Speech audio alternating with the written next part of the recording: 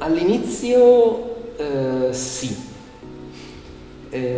perché quando mi capitò questa cosa, quando cioè non riuscii più ad arginare il fatto che non potevo fare a meno di indossare questi abiti, io avevo già una vita professionale completamente organizzata, ero direttore di una rivista e questo naturalmente cambiò completamente i miei rapporti col mondo, sia perché naturalmente di smettere il doppio petto e la cravatta regimentale e indossare queste cose non è un dettaglio, sia perché io ero travolto da emozioni anche negative, perché non riuscivo proprio a capire. Io mi guardavo allo specchio e dicevo: Stefano, sei etero, sei sposato, sei un uomo, ti senti tale proprio anche nei gusti, per quale motivo ti vesti così, no?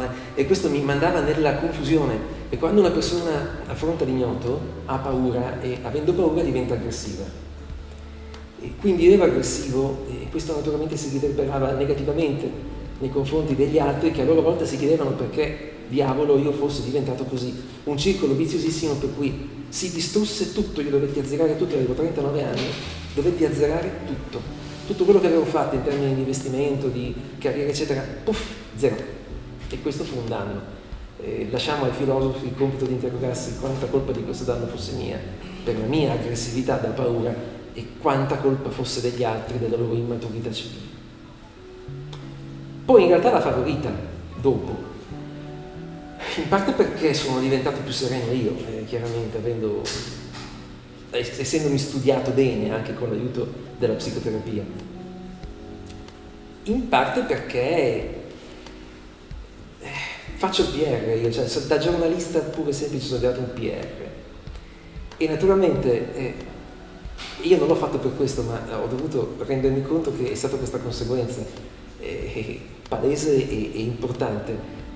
Per un PR è una fortuna risultare indimenticabile al primo sguardo, che è quello che risulta, che è quello che capita a me. Volevo volare, chiunque mi veda non si dimentica più di me, e questo va a favore della mia posizione professionale, perché se uno è abbastanza, tra virgolette, folle da affidare a me la rappresentanza della sua azienda, è fatta.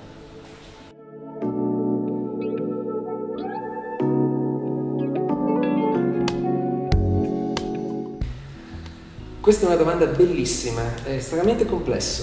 La risposta è ni. Allora, in teoria sì. Giacca e pantalone sono due capi d'abbigliamento concepiti per l'uomo. Allora, una donna che indossa giacca e pantalone è una cross-dresser da questo punto di vista. Io ricordo che tanti anni fa al Salone del Libro partecipai a una conferenza come relatore, chiaramente, sul cross-dressing, anzi ero intervistata da una giornalista specializzata nella storia del cross-dressing. Io ero lì col mio tubino in meta che spillo, stavo parlando, la conferenza era verso la fine, quindi un'oretta dopo l'inizio, e a un certo punto io notai una cosa che nemmeno io avevo notato, tanto siamo abituati a vedere le donne vestite in un certo modo.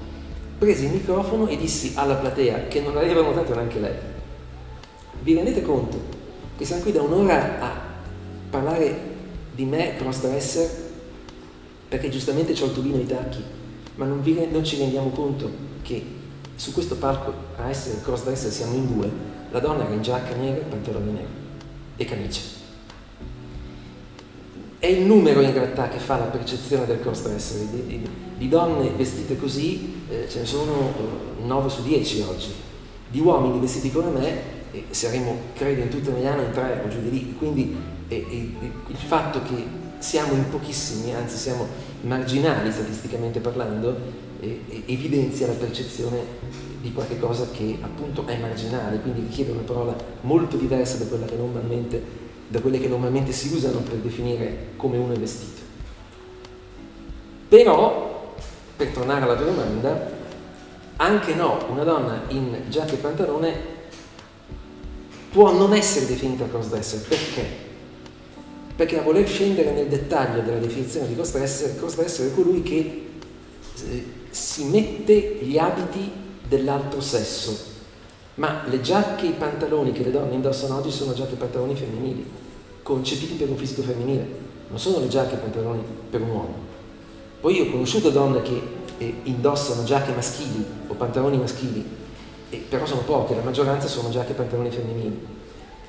A volte io mi sono chiesto, ma se un giorno ci fosse un abitino corto da uomo, c'è una famosa maison di alta moda che per la collezione autunno-inverno uomo ha fatto anche degli abiti corti, a significare che il mondo sta cambiando e allora non ci sono più barriere di genere neanche in questo senso.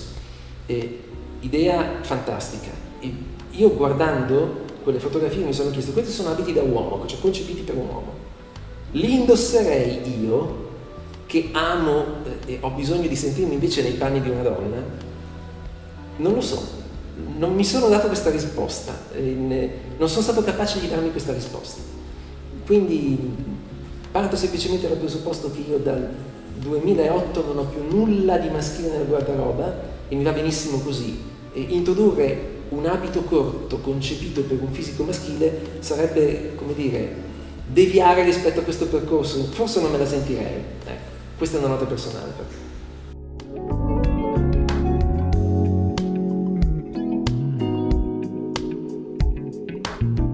Una volta mi appariva come una condanna e ai miei occhi, cioè di Stefano Ferri, ancora appare una condanna, ma perché per me lo è.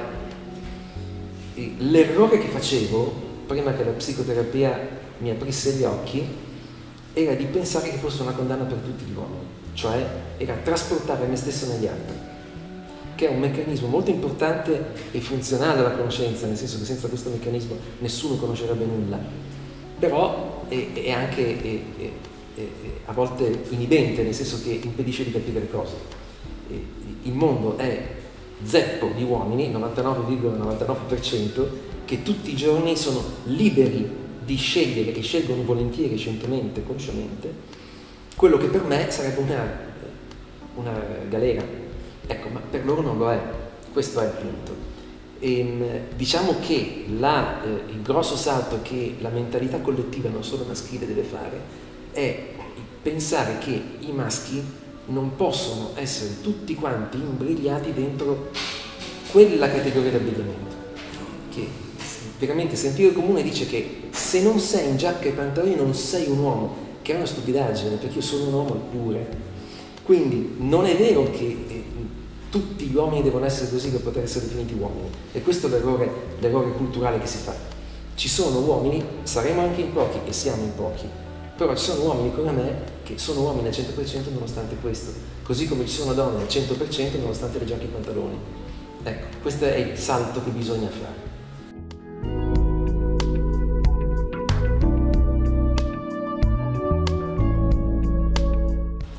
Il primo capo femminile che ho indossato è stato anche il meno appariscente di tutti, una sciarpina di velluto, che naturalmente uno comincia da quelle cose lì. Sì, nel 2001, timidamente, a pensare a quanta fatica feci per annodarmi al collo con la sciarpina di velluto rosso. Oggi mi intenerisco quasi, però feci fatica, che era la prima volta è sempre difficile. Questa è stata la prima. E poi di quale mi sono innamorato? Tanti, ce ne sono tantissimi.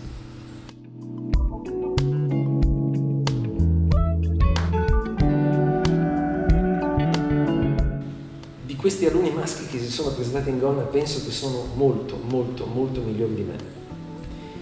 Perché se ricordo quando facevo il liceo, se va dai ricordi intimi, cioè le emozioni che vivevo io, inconfessabili e inconfessate, il desiderio ce l'avevo già allora, ma lo rimuovevo per vergogna e terrore. I due grandi nemici dell'umanità, la vergogna e il terrore. E così facendo mi sono compromesso gli anni migliori della vita, quelli ormai non me li ridà più nessuno. Questi ragazzi hanno un coraggio da leone, io potessi gli stringerei la mano uno a uno. Ho il sospetto che naturalmente beneficino magari di un periodo storico diverso dal mio, che era di 40 anni fa. E a quei tempi proprio non era possibile comportarsi così. Oggi, nell'epoca delle unioni civili, che è una legge molto importante, perché io dico sempre la usa anche chi la utilizza, anche chi non ne ha bisogno, perché ha sdoganato l'omosessualità, ha legittimato le differenze sessuali, le diversità sessuali. Col timbro dello Stato sull'unione fra due persone dello stesso sesso che si amano, di fatto non è più una cosa strana vedere un uomo che va a unirsi civilmente, cioè sposarsi vestito così. E questo è stato un cambiamento notevole, veramente notevole, profondo della nostra società, attestato anche da Twitter, perché dal 2017 in poi gli insulti omofobi su Twitter in Italia sono crollati. È la legge del 2016. Un anno per sedimentarsi nelle coscienze e nelle menti e poi via. E allora da questo deduco che il mondo oggi rende meno difficile, non uso un termine più facile perché è sbagliato, ma rende meno difficile fare certe cose anche a quell'età giovanissima. E comunque, ripeto, complimenti a tutti e ciascuno quelli che fanno queste cose.